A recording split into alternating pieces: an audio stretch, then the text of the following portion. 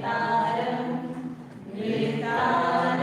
कर्मभूतां ज्ञातारं विश्वतत्त्वानां वन्दे तद्गुणलब्धये वन्दे तद्गुणलब्धये वन्दे तद्गुणलब्धये।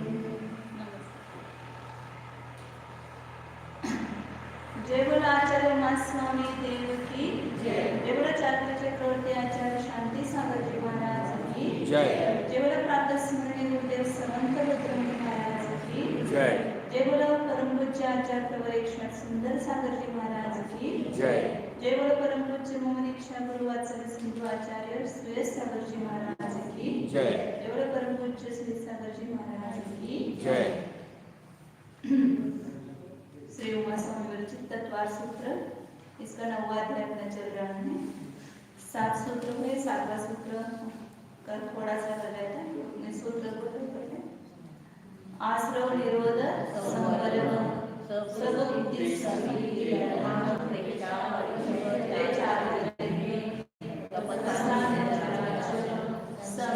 योग निग्रहो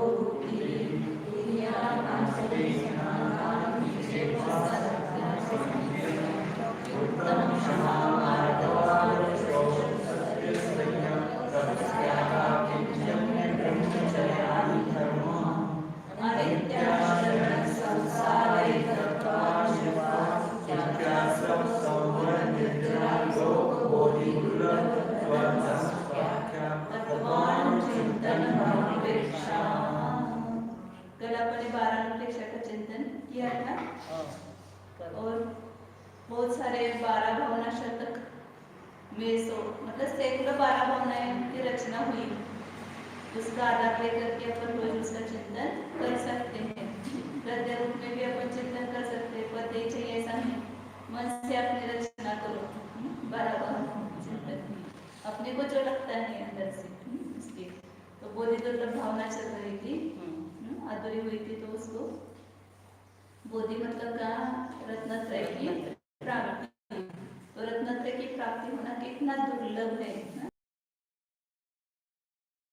कि एक इंद्रिय पर्याय में से प्राप्त होना दुर्लभ। कैसा दुर्लभ है सब दृष्टांत देकर बताया था। दस पर्याय से पंचेंद्रिय पर्याय प्राप्त होना दुर्लभ, जिस प्रकार कृतज्ञता गुण प्राप्त होना दुर्लभ ऐसा कहा था। उस पंचेंद्रिय पर्याय में भी मनुष्य पर्याय प्राप्त होना दुर्लभ, और मनुष्य पर्याय एक बार छूट जाने पर पुनः प्राप्त होना, उस पेड़ को जलाने पर पुनः उस वृक्ष रूप से परिणमित होना इतना कठिन है। वैसा ही मनुष्य पर्याय एक बार हाथ से छूट गई और अपने को इतना पता है कि कब आयु नष्ट होने वाली है पता नहीं, किसी को भी पता नहीं। मरण निश्चित है लेकिन कब होना निश्चित नहीं। फिर भी हम कितने निश्चिंत सोए हुए हैं इस पर्याय में। कब मेरी पर्याय छूटेगी पता नहीं, मुझे अपना काम जल्दी करना चाहिए। आज लाइट जाने वाली है तो क्या करते हैं, सुबह जल्दी उठ करके फटाफट अपना जो मिक्सर का काम है पहले कर लो, जो गर्म करना है उसको पहले कर लो, फिर लाइट चली जाए तो चली जाए। ऐसे जीवन में कभी तय किया क्या कि जीवन की लाइट कब जाने वाली पता नहीं है, तो पहला अपना काम कर लो, संयम धारण कर लो पहले। ऐसा कभी सोचा क्या? नहीं, पहले सब घर गृहस्थी के काम हो जाए तो अभी 70-75 उम्र हो गई तो भी निश्चिंत बैठे हुए हैं। इसका डर नहीं है हमें कि मनुष्य पर्याय छूट जाने का डर नहीं है कि कब छूट जाएगी और हम ऐसे अवरतों में बिताएंगे तो पुनः मनुष्य पर्याय मिलेगी कि नहीं मिलेगी, कुछ भी गारंटी नहीं है। तो मनुष्य पर्याय का पुनः प्राप्त होना अत्यंत दुर्लभ है। फिर मनुष्य पर्याय भी प्राप्त हुई, फिर उसमें बताया था कि देश, अच्छा देश प्राप्त होना। कई बार भी जन्म हो सकता है लेकिन अच्छे देश में जन्म होना, उसमें भी अच्छा देश में भी हुए लेकिन कुल अच्छा मिलना। अन्य कुल में जाकर के पैदा हुए जहाँ पर जैन धर्म का नाम निशान नहीं है तो फिर पुनः अपन अपना कल्याण नहीं कर पाते। अच्छा कुल भी मिल गया, इंद्रियों की संपदा मिलना, आँख नहीं है, अंधा है, कान से बहरा है, तो ऐसे इंद्रियों की संपदा मिलना भी दुर्लभ है। इंद्रियों की संपदा भी मिली, निरोधता प्राप्त होना, अनेक प्रकार के रोग है, कोई भी रोग हो जाता है तो फिर अपना हित नहीं कर पाते हैं, तो निरोगता प्राप्त होना, इतनी सब दुर्लभ बातें अपने को मिले तो भी ऐसा लगता है क्या मुझे दुर्लभता से मिला है? लगता नहीं, अंदर ऐसा भाव आना चाहिए कि मुझे ये सब मिला है, इतने दुर्लभ मिला है, और इतनी दुर्लभ पर्याय प्राप्त होने पर भी धर्म की प्राप्ति होना अत्यंत कठिन है। कैसे कठिन है? दृष्टि के बिना मुख का प्राप्त होना व्यर्थ है, ऐसे धर्म के बिना एक मनुष्य जन्म प्राप्त होना भी व्यर्थ है। मनुष्य मिला तो भी क्या किया हमने? धर्म नहीं मिला, तो ये धर्म की प्राप्ति हो, उसमें भी सब क्रम से बहुत सारे हैं। जिनवाने सुनने को मिलना, सुनने के बाद धारण करना, धारण करने के बाद श्रद्धा होना, ये सब एक से एक दुर्लभ बातें हैं। यहाँ तक हम आ गए हैं, इतनी दुर्लभता को पार कर गए हैं, अब केवल क्या बचा है? संयम धारण करना बचा है। तो इसलिए कहते हैं कि विशेष सुख में संयम प्राप्त होना दुर्लभ, और संयम भी प्राप्त हुआ तो विशेष सुख में रममान होना। संयम मिलने पर, धर्म मिलने पर पुनः उस विशेष सुख में रममान होना कैसे है? भस्म के लिए चंदन को जलाने के समान है। क्योंकि बहुत सारे जीव संयम के धारण करते भावनावश होकर के, लेकिन उस संयम में न रह करके जब भी ऐसा प्रसंग आता है तो विषयों में रममान हो जाते हैं, तो चंदन को लिए निष्फल है। इसलिए विशेष सुख से विरक्त होना हुआ तो भी, विशेष सुख से भी विरक्त हुआ, लेकिन तप की भावना होना, तप करने की भावना होना, ये दुर्लभ है। उससे भी धर्म की प्रभावना करना, ये दुर्लभ है। उससे भी सुखपूर्वक मरण रूप समाधि का प्राप्त होना, ये अत्यंत दुर्लभ बातें हैं, उत्तरोत्तर दुर्लभ है। और यदि हमने समाधि साधी तो हमारी सच्ची बोधि की प्राप्ति जो है वो सार्थक होगी। यदि समाधि नहीं साधी तो बोधि यहाँ मिल गई, यहाँ छोड़ दी, पर बहुत तक उस बोधि को, रत्नत्रय को हम नहीं ले जा सके, तो ये बहुत दुर्लभ है, ले जाना दुर्लभ है ना। धन कमाना कठिन, और धन को सुरक्षित अपने देश में ले आना वो कितना कठिन है। उसी प्रकार यहाँ ये बोधि प्राप्त भी हुई, लेकिन यदि बोधि प्राप्त होने पर भी यदि हमने समाधि नहीं साधी तो इस बोधि को हम आगे में नहीं ले जा सकते, वो यहीं पर छूट जाएगी। तो ये सब उत्तरोत्तर दुर्लभ बातें जान करके हम कहाँ तक आ गए और कितना भी आगे हमें प्राप्त करना है, वो बातें भी यदि हम मिल सकती हैं, जो दुर्लभ वस्तु है वो मिल सकती है, तो उसको जल्दी से जल्दी प्राप्त करना चाहिए। ऐसा निरंतर भाव और अंतरंग में ये बोधि दुर्लभ की भावना करना है, चिंतन करना है पुनः पुनः। फिर उसके बाद धर्मानुपेक्षा कहा 12 नंबर की अहिंसा, ये वास्तव में धर्म कहाँ है? बहुत अच्छा कहा इसमें। अहिंसा लक्षण जिनेंद्र भगवान ने कौन सा धर्म कहा है? अहिंसा लक्षण धर्म कहा है। सत्य उसका आधार है, विनय उसकी जड़ है। धर्म की जड़ क्या है? विनय के बिना धर्म नहीं हो सकता है। क्षमा उसका बल है, जिसने धर्म धारण किया उसके पास क्षमा भाव चाहिए। क्षमा ये शस्त्र है जिससे दूसरों पर अपन विजय प्राप्त कर सकते हैं। ब्रह्मचर्य से ये रक्षित है और उपशम की इसमें प्रधानता है। नियति उसका लक्षण है, परिग्रह रहितपना उसका आलंबन है धर्म का। निष्परिग्रहिता आलंबन आहे, आलंबन या धर्माचं। इनकी प्राप्ति नहीं होने से अनादि संसार में परिभ्रमण कर रहे हैं। इस धर्म की प्राप्ति आज तक नहीं हुई, इसलिए हम भटक रहे हैं। और जिसको इसकी प्राप्ति हो गई वह मोक्ष को प्राप्त हो जाता है। इसलिए धर्म एक चिंतामणि रत्न है, धर्म एक कल्पवृक्ष है। सब कुछ मिल सकता है लेकिन धर्म मिलना बहुत दुर्लभ है। तो ऐसे धर्म की भावना करना पुनः पुनः, ऐसा धर्म मुझे प्राप्त हो। धर्म के बारे में आदर की भावना होना पुनः पुनः, ये धर्मानुप्रेक्षा है। इस प्रकार 12 अनुप्रेक्षा का चिंतन करने से क्या होता है? संवर होता है। दशधर्म के 12 अनुप्रेक्षा बीच में रखा है, इधर धर्म रखा है और इधर परिसर रखा है आगे। तो जो अच्छी तरह से इन 12 अनुप्रेक्षाओं का चिंतन करता है वही उत्तम समाधि के धर्म को धारण कर सकता है और वही परिश्रम को भी सहन कर सकता है। इसलिए धर्म और परिसर के बीच में अनुप्रेक्षाओं को रखा है। अनुप्रेक्षा दोनों का निमित्त है, किसका?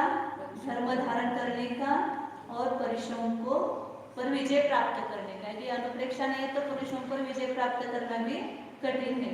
तो परिश्रम को अनुप्रेक्षाओं का चिंतन करता हुआ यह जीव उत्तम समाधि का ठीक तरह से पालन करता है और परिश्रम को जीतने के लिए उत्साहित होता है। इसलिए परिश्रम का चिंतन 12 अनुप्रेक्षाओं का चिंतन रोज करना चाहिए, सतत करना चाहिए। और जब भी प्रसंग आता है तो वहाँ पर हमें चिंतन आना चाहिए। किसी का एक्सीडेंट देखते हैं, किसी को रोग हुआ देखते हैं और तुरंत चिंतन आना चाहिए ना कि ये मुझे भी हो सकता है, कब होगा मुझे पता नहीं, उसके पहले मुझे अपना काम करना है। और उसके बाद समर का उपाय बताए परिसर्जय। अनुप्रेक्षा के बाद परिसर्जय का नंबर है 8 नंबर का सूत्र है। पहले परिसर का व्याख्या बताते हैं और फिर परिसर के भेद बताएंगे और उसके बाद स्वामी बताएंगे उसके कौन है। 8 नंबर का सूत्र मार्गाच्चवन निर्जरार्थम परिसोढव्या परिशः।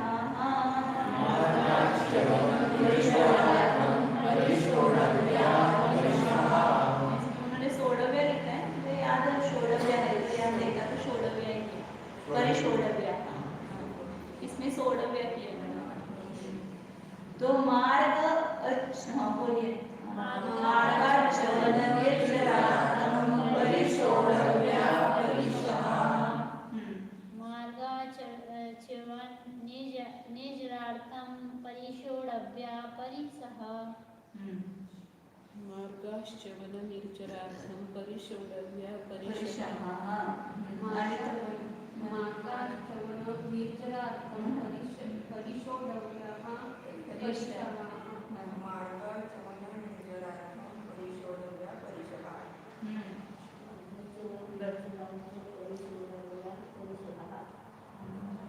परिश्रम को सहन करने के लिए उसका प्रयोजन जो दिया है।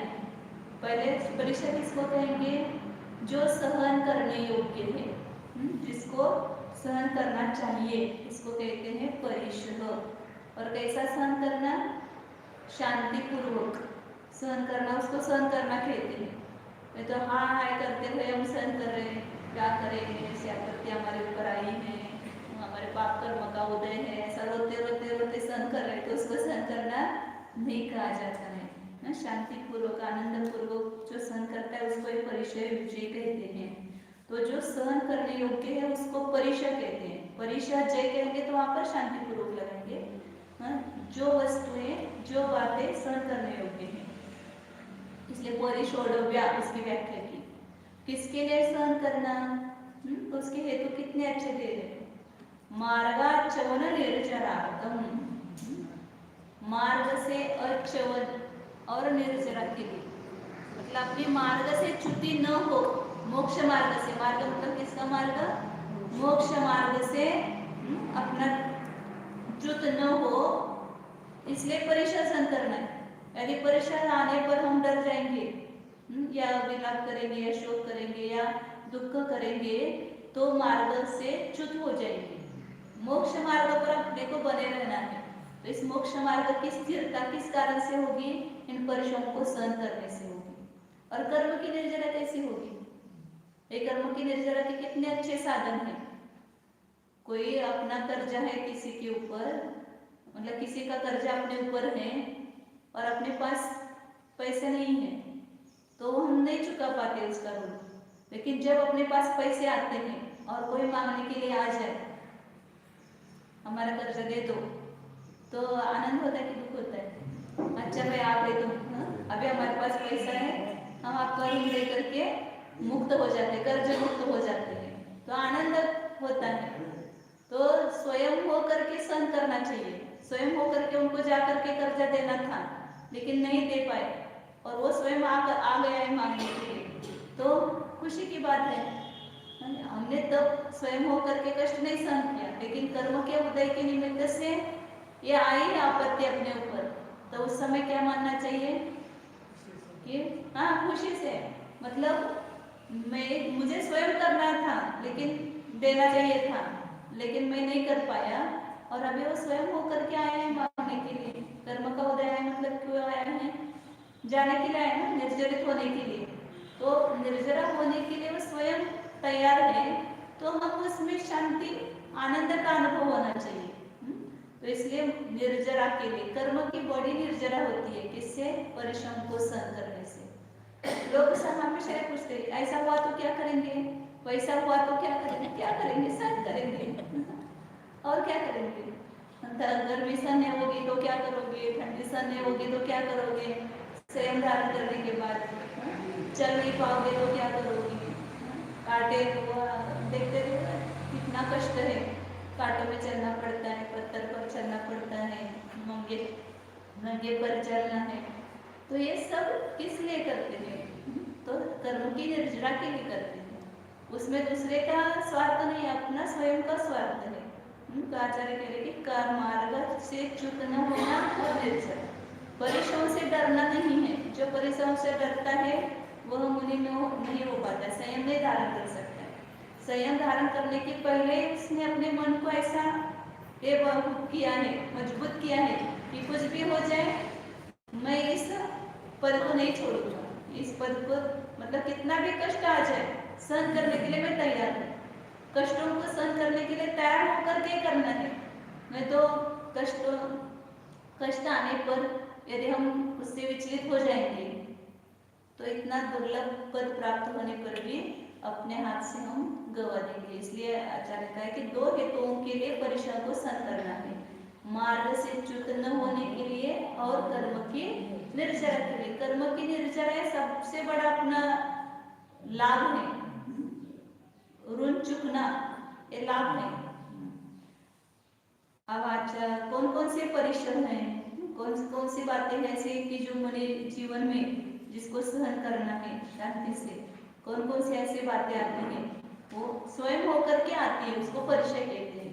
और जो किसी चेतन व्यक्ति के द्वारा या इसके द्वारा देव मनुष्य या तिरंजी के द्वारा जो उपसर्ग किया जाता है उसको उपसर्ग कहते हैं। तो परीक्षा उपसर्ग दोनों को सहन करते हैं महाराज।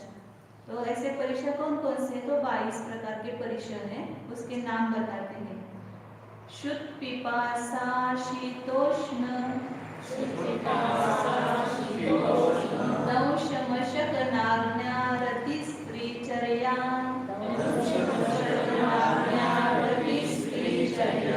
निषद्या शय्या क्रोश वध याचना, लाभ रोग तृण स्पर्श, मल सत्कार पुरस्कार, प्रज्ञा ज्ञाना दर्शनानि, पूरा बोलेंगे। पिपासा शीतोष्ण दंश मशक नाग्न्या रति स्त्री चर्या निषद्या शय्या क्रोश वध याचना लाभ रोग तृण स्पर्श मल सत्कार पुरस्कार प्रज्ञा ज्ञान दर्शनानि।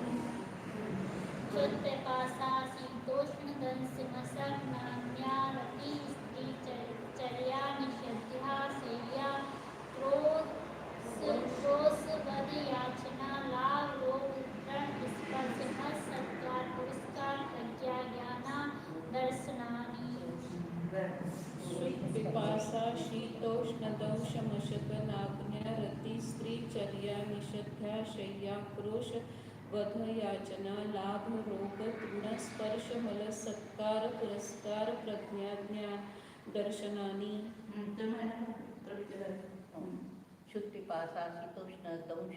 मशक दंश थांबायचं नाही तर दंश मशक, मशक नाग्न्या रती स्त्री चर्या निषद्या शय्या क्रोश वध याचना लाभ रोग तृण स्पर्श मल सत्कार पुरस्कार प्रज्ञाज्ञानदर्शनानि आणि तर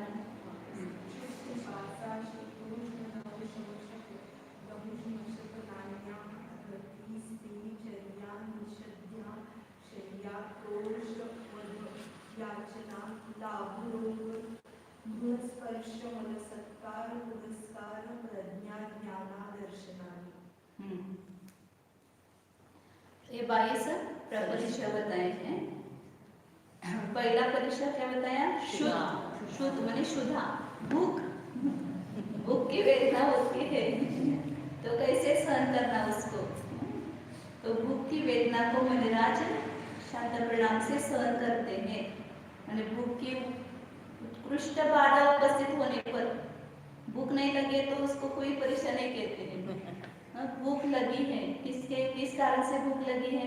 बहुत उपवास करते हैं, अंतराय आती है, या पित्त प्रकृति होती है तो उससे भूख की बाधा होती है। और उसका सबसे मूल कारण कर्म का उदय है। असाटा कर्म की तीव्र उदीर्णा हुई तो वहाँ भूख की वेदना होती है। तो वहाँ उस भूख की वेदना होने पर भी क्या करना? अकाल में और आदेश में भिक्षा लेने की इच्छा नहीं करते हैं। अपने आवश्यकों की हानि को थोड़ा भी सहन नहीं करते हैं। क्या करें, ऐसे ऐसे सो गए और कुछ ये करने लगे, ऐसे सहन करते नहीं। जितने आवश्यक है उसको उसकी भी हानि न हो। और स्वाध्याय ध्यान भावना में तत्पर रहते हैं। जिसने बहुत बार स्वकृत परकृत अनशन और अवमदर रस तप किया है,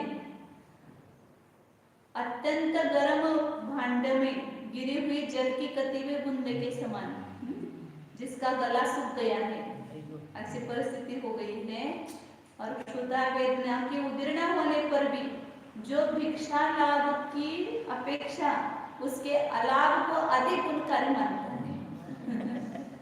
ऐसी क्षुधा वेदना होने पर भी भिक्षा मिला उससे आनंद ज्यादा नहीं मिला उसका आनंद ज्यादा।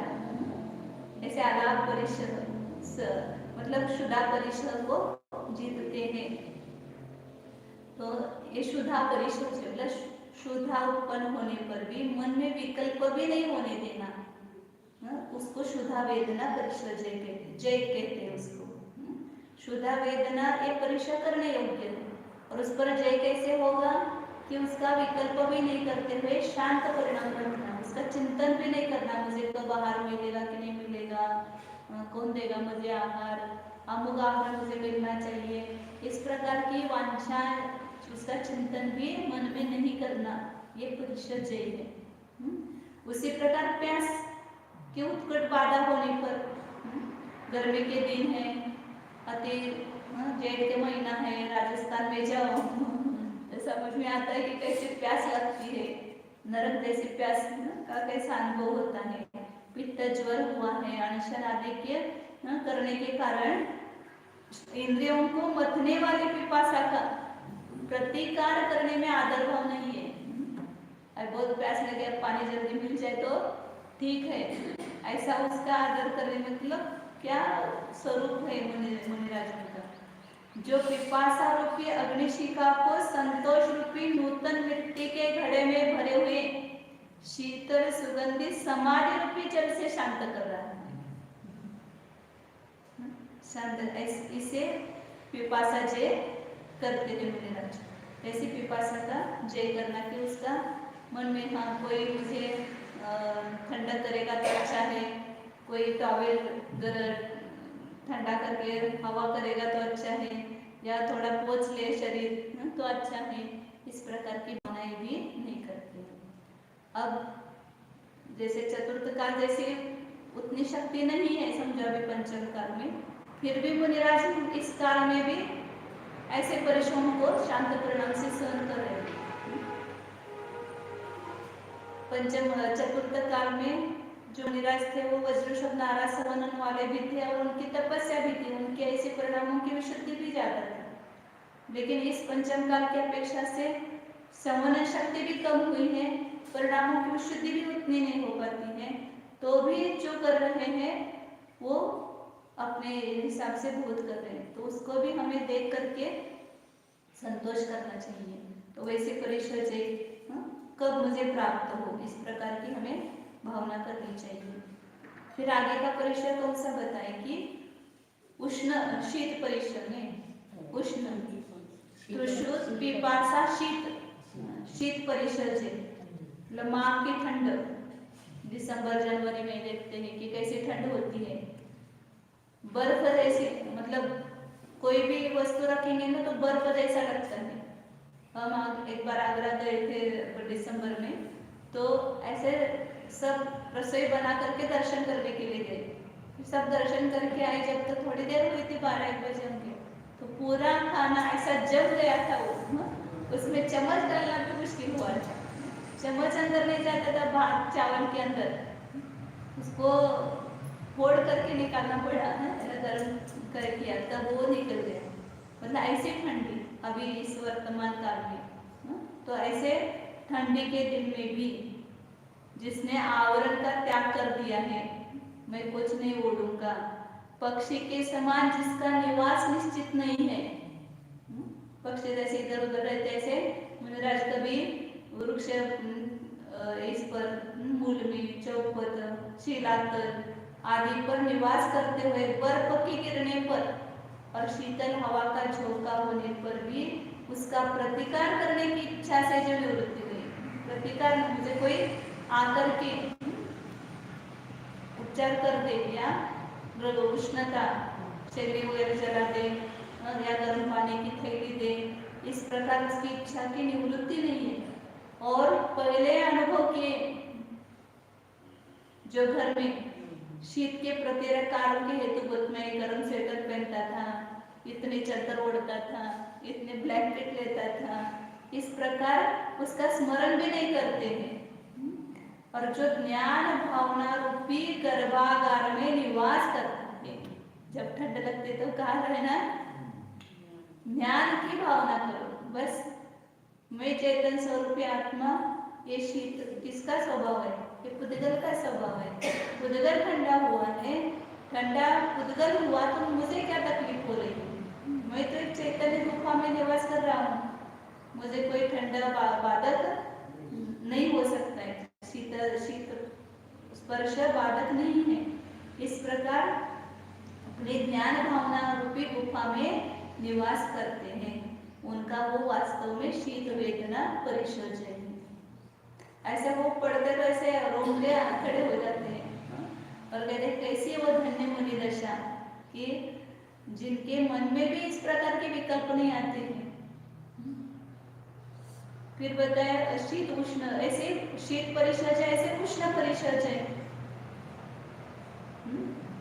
अनशन आदि के कारण दाह उत्पन्न हुआ है या दावाग्नि लग गई है सब जगह, तो उससे दाह उत्पन्न हुआ है।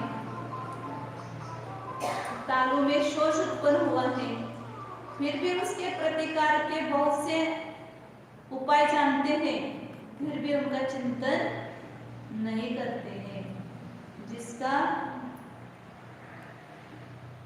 प्राणियों की पीड़ा के परिहार में चित्त लगा हुआ है, किसी प्राणी की हिंसा न हो, या ऐसे प्रकार उपचार करेंगे गर्मी में ठंडा वगैरह, तो उससे प्राणियों जीवों की हिंसा होगी, तो इसलिए ऐसा उपचार मुझे करना नहीं है। ऐसा विचार करते हुए जो रहते हैं वे साधु उष्ण परिचर्या करते हैं। वे समता पूर्वक सहन करना, उसको ही परिचर्या कहा है। ठंडे जो उपाय है उसको याद भी नहीं करना। फिर बताया दंशमशक परिचर्या, शीत अपने को जब वेदना होती तभी भी उन मुनि राजाओं की खाली याद करो तो भी अपने को बल आता है, उत्साह आता है कि वे कैसे सहन करते थे और मुझे क्या हुआ है, कितनी हमारे ऊपर कितना परेशान है, कुछ भी परेशान नहीं है। 2 बार खाते 4 बार खाते पानी पीते हैं, फिर भी खाली रात को प्यास लगती है तो नहीं, हमसे नहीं रहा जाता है, हम नहीं छोड़ सकते पानी, हमें बहुत प्यास लगती है। याद करो थोड़े मुनि राजाओं को, कितने दिन उनका उपवास हो गया तो भी उनको पानी नहीं मिलता है, तो भी शांति रखते हैं। दंशमशक परिचर्या कहा कि दास मच्छर आदि जंतुओं का उपद्रव होने पर खिन्न न होते हुए ये ग्रास मच्छर काटते हैं तो कैसा, वो जंगल में कहीं पर भी बैठते हैं, वृक्ष के कोटर में बैठते, गुफा में बैठते, तो ऐसे कितने जीव जंतु रहते हैं। और ये दंश मशक ये उपलक्षण है केवल। दंश मशक मतलब केवल मच्छर से ही सहन करना ऐसा नहीं, उससे सभी कुछ जो भी मक्खी है और भी कीड़े हैं वो काटते हैं। बिच्छू तक कहाँ है, बिच्छू का भी उपलक्षण है, तो उसको काटते हुए भी जो समता भाव रखते हैं, संभव से सह लेते हैं, तत्संबंधी किसी प्रकार का विकल्प मन में नहीं लाते हैं, तो वो उनका दंश मशक परिचय है। निर्वाण की प्राप्ति मात्र संकल्प ही जिनका ओढ़ना है। मच्छर काटते तो मच्छरदानी नहीं उड़ते, क्या उड़ते हैं, निर्वाण पाने का संकल्प। मैंने संकल्प किया मुझे मुक्ति चाहिए, और ये ही ओढ़ना ओढ़ करके सोते हैं, तो उनकी वेदना को सह लेना वो दंश मशक परिचय चाहिए। शरीर से जब तक ममत्व नहीं छूटेगा, शरीर से भेद विज्ञान नहीं होगा, तब तक ये सहनता नहीं आएगी। और वो आने पर भी, भेद विज्ञान होने पर भी पुनः पुनः ये भावना करना, पुनः पुनः उसका आदत डालना अपने शरीर को। मतलब जब भी अभी ठंडी के दिन है, एक ओढ़ने से काम भागता है, मतलब आपके लिए बता, मतलब शाम को के लिए कि एक ओढ़ने से हमारा काम चलता है, तो उतना ही ओढ़ करके सो, लेकिन वो उतना सहन करने की अपने ये नहीं रहती हिम्मत, तो जितना चाहिए उतना स्वच्छंद रूप से प्रवृत्ति करके ना लेते हैं। तो वहाँ पर सोचना चाहिए कि मुझे भी इसकी आदत डालना है, ठंड को सहन करना, गर्मी को सहन करना, अपने लिंग आदि को भी ढकने का नहीं विचार करते हैं। तो बहुत सारे ऐसे लगता है कि हाथ सामने पीछे रखना, किसी को लिंग न दिखे, इस प्रकार की लज्जा का अनुभव नहीं करना चाहिए। तो उनका और उसके योग्यता पूर्वक निर्वाह के लिए अखंड ब्रह्मचर्य का धारण करना। कोई भी इस प्रकार के अंदर वासना उत्पन्न न होना, उसको कहते हैं नाग्ने परिचर्य। बालक के स्वरूप के समान निष्कलंक जात रूप को धारण कर लेना। जैसे बालक निरागस रहता है, ऐसे मुनिराज निरागस होते हैं। और निष्परिग्रह रूप होने से निर्वाण प्राप्ति का एक अनन्य साधन है नग्नता। जो दिन रात अखंड ब्रह्मचर्य को धारण करता है, उससे ही ये निर्दोष अचेर व्रत या नाग्न व्रत परिचर्य होता है। आगे कौन सा परिचर्य, 7 हो गए, नहीं 6 हो गए, 6 हो गए। शुद्धा, तृषा, शीत, उष्ण, दंश मशक, नाग्न, और उसके बाद अब अरति परिचर्य। मुनिराज कहाँ रहते हैं, निर्जन वन, तरुकोटर आदि में सबका मन नहीं लग सकता है। वहां पर क्या होता है, सब इधर उधर गंदा पड़ा हुआ है, उसके प्रतिदिन के कर्तव्य में तत्पर रहता है, उसे लंच मात्र भी ग्लानि नहीं होती है, जुगुप्सा नहीं होती है, यह उसका अरति परिचर्य है। ऐसे बहुत सारे वस्तुओं का संयोग होगा जहाँ पर ग्लानि हो सकती है, देखिए इस प्रकार की ग्लानि वे नहीं करते हैं। मतलब ऐसे निर्जन वन, तरुकोटर आदि में रहने का प्रसंग होने पर भी वहां पर निवास करते हुए खेद नहीं करते हैं या रंज मात्र भी ग्लानि नहीं करते हैं, वह अरति परिचर्य है। हम घर में थे तो कैसे अच्छे सब भोग थे, रटन की गादी पर सोते थे, या अनेक प्रकार के भोग उपभोग सामग्री थी, सुंदर सब व्यवस्था थी, इस प्रकार को याद भी नहीं करना है। आगे बताते स्त्री परिचर्य।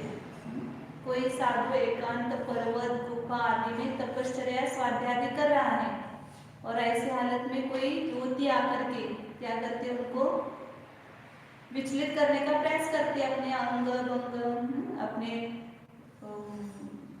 कटाक्ष के द्वारा कटाक्षपात करती है, तो भी उसके अवयवों से क्रीड़ा करनी चाहिए, तो भी सुगुप्त रहना, आंखें बंद करके या अपने ऊपर परिशा आया है, ऐसा तो भी परिशा आता है तो मुनिराज क्या करते हैं, नियम लेकर के बैठ जाते हैं, जब तक ये परिशा नहीं टलेगा तब तक मेरा सब अनजन का त्याग है, सभी प्रकार का त्याग। ऐसा तो वो जो युवती आकर के फुसलाने लगे, उसके अवयव से क्रीड़ा करनी चाहे तो भी उसके वश न होना, अपने मन को अपने काबू में रखना, वह स्त्री परिशह जय है।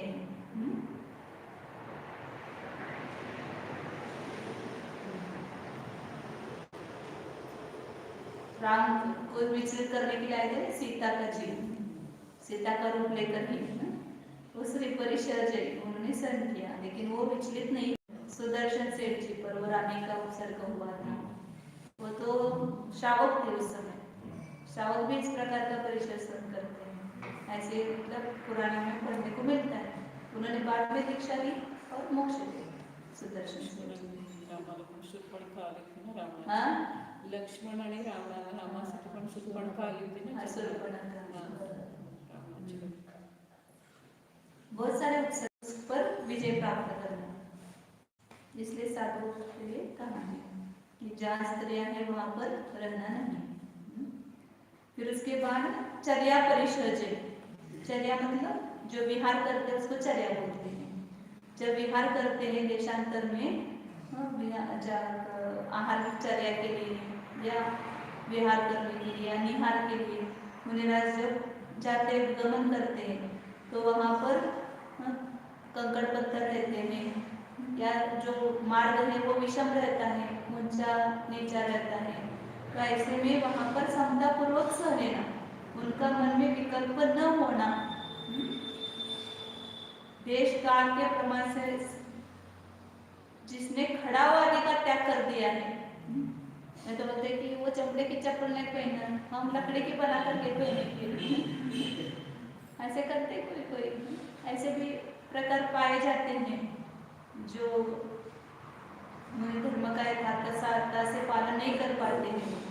तो खड़ा आदि का त्याग कर दे, तीक्ष्ण कंकड़ और कांटे आदि के विंधने से चरणों में खेद के उत्पन्न होने पर भी पहले योग्य यान और वाहन आदि से गमन करने का जो स्मरण नहीं करता है, हम पहले गाड़ी में बैठ के जाते थे या डोली आदि में बैठना या अन्य वाहनों का वगैरह स्मरण नहीं करना और यथाकाल आवश्यकों का परिपूर्ण परिपालन करता है, वह चर्या परिशह जय है।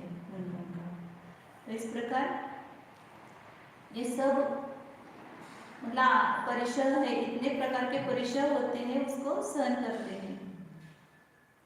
चर्या के बाद निषद्या परिशह मतलब बैठना, एक आसन पर उत्कृष्ट सामायिक करते हैं या एक दिन का नियम देते हैं कि एक दिन में हम इस आसन पर बैठेंगे, इस आसन से नहीं, आसन को नहीं छोड़ेंगे, तो उस समय उनको अनेक प्रकार की पीड़ा बाधाएं होती हैं, फिर भी उसको वे शांति से सहन करते। वीरासन, उत्कुटिकासन आदि विविध प्रकार के आसनों को लगाकर ध्यान करते हुए यदि तन्निमित्त किसी प्रकार की बाधा उत्पन्न हो तो भी समतापूर्वक सह लेना, ये उनका मन में किसी प्रकार का विकल्प नहीं करना, या नियम लेकर के बैठे तो बीच में ही आसन नहीं छोड़ते हैं, तो उनका निषद्या बैठते हैं तो वहाँ पर कंकड़ पत्थर या पत्थर पर बैठते हैं, पाटे पर बैठते हैं तो वो चूकता है, तो वहाँ उसको शांति से सहन करते हैं, वो निषद्या परिशह जय। विहार में कुछ बाधा होती है तो उसको शांति से सहन करना, वो चर्या परिशह जय। और बैठने के बाद आसन वगैरह लगाकर बैठते हैं तो शारीरिक कोई पीड़ा होती है या नीचे पत्थर वगैरह चुभते हैं तो उसको शांति से सहन करते हैं, वो निषद्या परिशह जय। और मुनिराज तो स्वयं होकर के ऐसा तप करते हैं, शिला पर जाकर के बैठते हैं, पर्वत के ऊपर पहाड़ पर जाकर के बैठते हैं, वो स्वयं होकर के ऐसे प्रसंग लाते हैं जिससे उनको कर्म की निर्जरा हो जाए, इसलिए। उसके बाद क्या है 11वां परिशह, शय्या परिशह। टाइम हो गया, लेते शय्या परिशह में सोते हैं तो कहाँ पर सोते हैं, जमीन पर सोते हैं या तृणादि पर सोते हैं, या पत्थर पर सोते हैं। तो नीचे ऊंची कैसे भी कठोर हो, पहले चतुर्थ काल में तो मुनिराज जंगल में रहते थे ज्यादा, अभी पंचम काल में वो काल नहीं है तो गांव में रहने लगे हैं।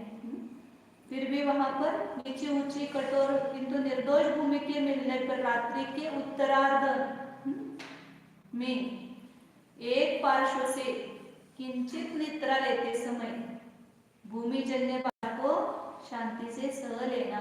ठंडी के दिन में ठंड लगेगी, गर्मी के दिन में उष्णता होगी, तो भी उसको शांति से सहन करना, मन में विकल्प भी नहीं लाना। एक शय्या परिशः जयते। पहले तो हम जब महल में थे बड़े बड़े गद्दों पर सोते थे, और अब यहाँ पाटे पर सोना, जमीन पर सोना या पत्थर सोना, ये कैसे सहन करेंगे?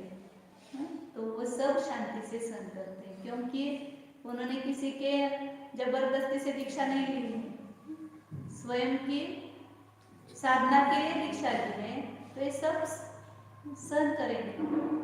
लौकिक में भी अपन देखते कि अपने स्वार्थ के लिए सहन करते हैं, प्रवास में जाते हैं और भी ऐसी कितनी सारी आपत्तियां हैं, वो ऐसे सहन कर लेंगे, लेकिन स्वयं धारण करके सहन नहीं करेंगे। खाने को नहीं मिलता है दिन भर, तो भी वो काम करते रहते हैं, और यहाँ पर एक दिन उपवास करो बोले तो नहीं होता है। तो ये सब वास्तव में वो तो पाप का निमित्त है, पाप के कारण सहन करना है, और यहाँ तो पाप की निर्जरा होने वाली है इस सहन करने से। तो इस प्रकार ये शय्या परिशः जी 11 परिशः अपने माता जी ने हाँ श्रावक ने ओडोमास वगैरह दिया तो भी लगाना है, दोष फसल के लिए श्रावक ने कुछ दिया तो भी लगाना है। वो लगाएंगे तो वो दोष लगेगा ना, दोष लगता है। हाँ उसमें तो दोष लगेगा। अब अतिचार वगैरह समझो, उसको अतिचार लगेगा। दोष फसल बहुत दूर है। हाँ दोष फसल बहुत दूर है। जैन धर्म जो है ये शिथिलता नहीं बतलाते हैं। आप क्या करते हो बात अलग है, क्या करना चाहिए वो बात अलग है। हम हमें सहन नहीं होता है तो वो उतना हमारे व्रतों की निकृष्टता है, वो उत्कृष्टता नहीं है। उत्कृष्ट पालन करना है तो उसको ऐसे सहन करेंगे तो ही उत्कृष्ट पालन होगा। यदि विचार लगेगा उसमें, यदि निर्दोष इसका वगैरह सेवन करेंगे। हाँ श्रावक आकर के कोई वैयावृत्ति वगैरह करता है तो वो कर सकता है श्रावक वैयावृत्ति, लेकिन उसमें अपने व्रत में बाधा न हो इस प्रकार का वैयावृत्ति कराना चाहिए, जिसमें प्राणी हिंसा वगैरह हो, इस प्रकार के औषधि आदि का सेवन करना ये नहीं होना चाहिए हमसे। अरे उत्कृष्ट चर्या बता रहे हैं, टाइम हो गया है, तुम कर लेते। 11 हो गए, अभी 11 बाकी है, 11 को कर लेते। इसमें तो बहुत दिया है, मैंने उतना नहीं बताया आपको। ये सर्वार्थ सिद्धि और राजवार्तिक, मतलब कैसे कैसे उनकी स्वरूप है मुनियों का और कैसे सहन करते हैं, इसको बहुत बारीकी से दिया है।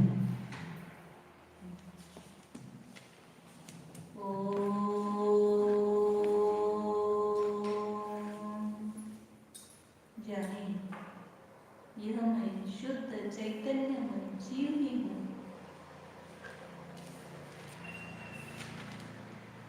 मैं शरीर से अत्यंत भिन्न हूँ।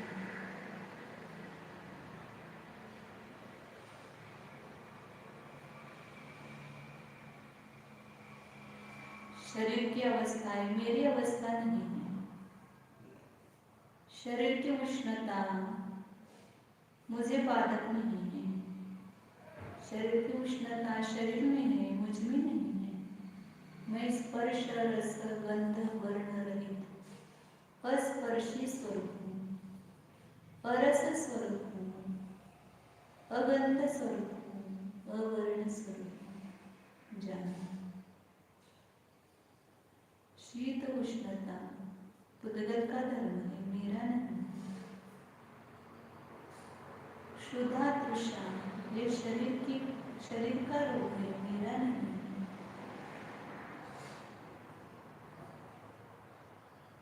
बैठना, विहार करना, शैया ये सब शरीर की अवस्थाएं हैं।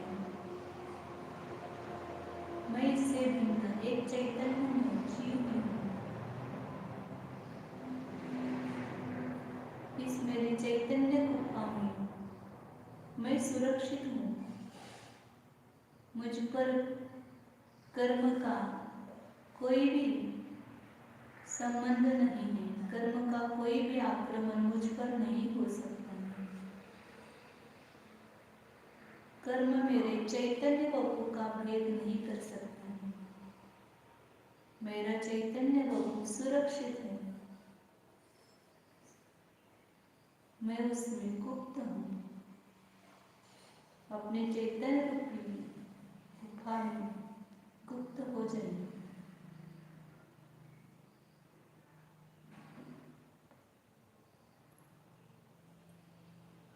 शुद्ध चैतन्य स्वरूप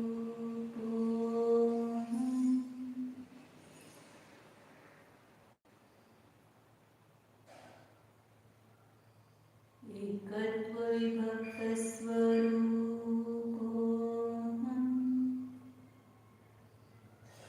टंकोत्कीर्ण न्यायक स्वरूप अभेद्य ज्ञान वपु स्वरूप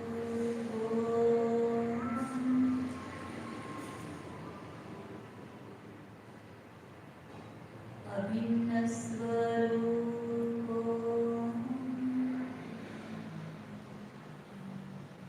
परम शांत स्वरूप निर्मम स्वरूप शुद्धो एको ध्रुवो